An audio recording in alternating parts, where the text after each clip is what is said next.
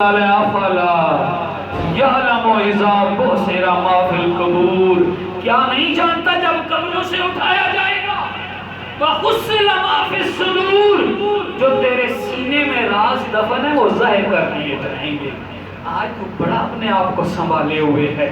بڑا لوگوں سے چھپا بیٹھا ہے، لوگ اپنی بڑی اصلیت اپنی چھپائی ہوئی ہے، لیکن وحصل ما فی الصدور، اس دن سینوں کے راز باہر آ جائیں گے۔ ان ربهم بهم یومئذ لخبیر،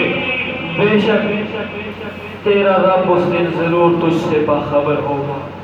دوستان ذی وقار، حشر کا میدان وہ ہے، اللہ کے سارے رسول بھی، اللہ کے سارے نبی بھی، ارے حشر کا میدان تو رسول کائنات کی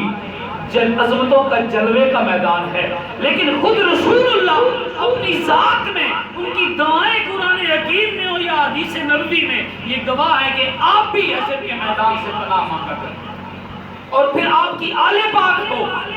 اور آپ کے صحابہ ہوں یا اولیاء کاملین ہوں، سارے کے سارے حشر کے میدان کی حاضری سے ڈرتے تھے۔ اس کی پھر کیا اس کا نتیجہ تھا؟ جب وہ اللہ سے ڈرتے تھے تو کائنات کا ذرہ ذرہ ان سے ڈرا کرتا تھا، جب وہ اللہ سے ڈرتے تھے تو دنیا کی کسی طاقت کا ان کے نزدیک خوف نہیں ہوتا تھا۔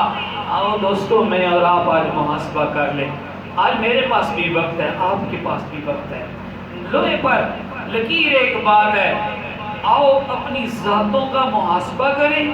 اپنے اندر کا محاسبہ کریں۔ اس آستانہ نور سے فیوز و برکات سمیٹتے ہوئے میں دعوت فکر عرض کر رہا ہوں،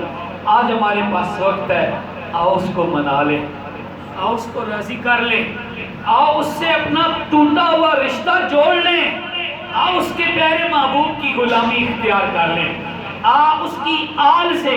اور اس کے صحابہ سے محبت کا، عزت کا، احترام کا رشتہ بنا لیں، آؤ اس کے ولیوں کی تعلیمات کو سمجھ لیں، خود بھی اور جو جتنا ہمیں پیارا ہے، بیٹا ہو، بھائی ہو، گھر والے ہو، سب کو اس تعلیم سے ان پر عمل پیرا کروا کے ان کی جمال زندگی میں اضافہ فرما لیں۔ وقت کا دامن مجھے مزید اجازت نہیں دے رہا، وما علینا الا البلاغ۔